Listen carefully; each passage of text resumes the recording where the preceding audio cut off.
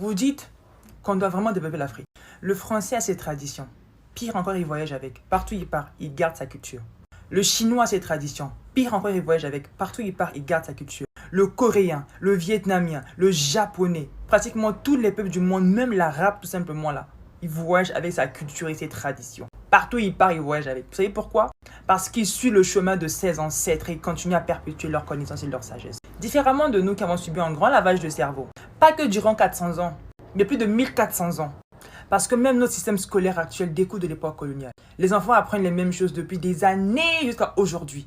Est-ce que vous savez qu'à l'école, on n'apprend pas l'histoire de l'Afrique avant l'époque coloniale? Genre, il n'y a rien. Là, je parle même de l'Afrique francophone. On nous apprend notre histoire à l'arrivée des colons. Genre, c'est vraiment de là que notre vie a commencé.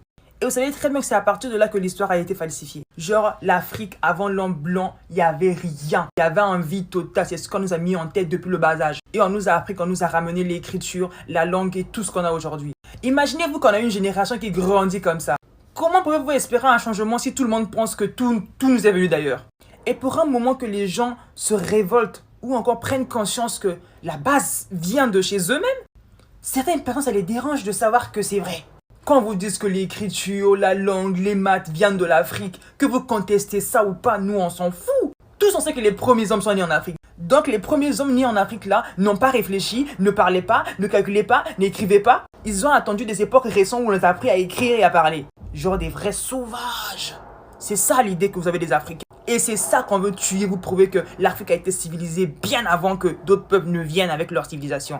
C'est ça qu'il faut apprendre aux Africains aujourd'hui afin qu'ils reprennent courage, afin qu'ils reprennent force. On ne veut pas pouvoir chanter chez les gens, les maths viennent de chez nous, on nous pille et tout ça. Ça, c'est le langage des personnes qui ne veulent pas penser leur plaie.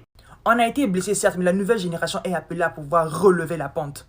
Si nos aïeux se sont battus pour notre indépendance physique, aujourd'hui c'est à nous les jeunes générations de pouvoir se battre pour notre indépendance mentale et spirituelle. On ne peut pas s'en foutre du passé. Regardez les Chinois, ils ont leur écriture. Ça veut dire qu'ils ont fait recours au passé afin de préserver leur écriture.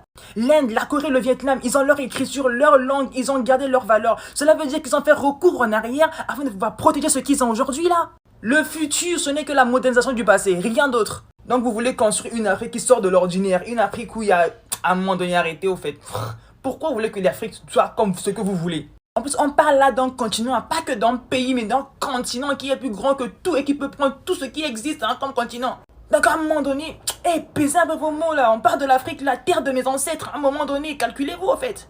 Franchement, la publication m'a tellement mis en rage que j'ai oublié qu'il fallait parler avec douceur. Vous savez,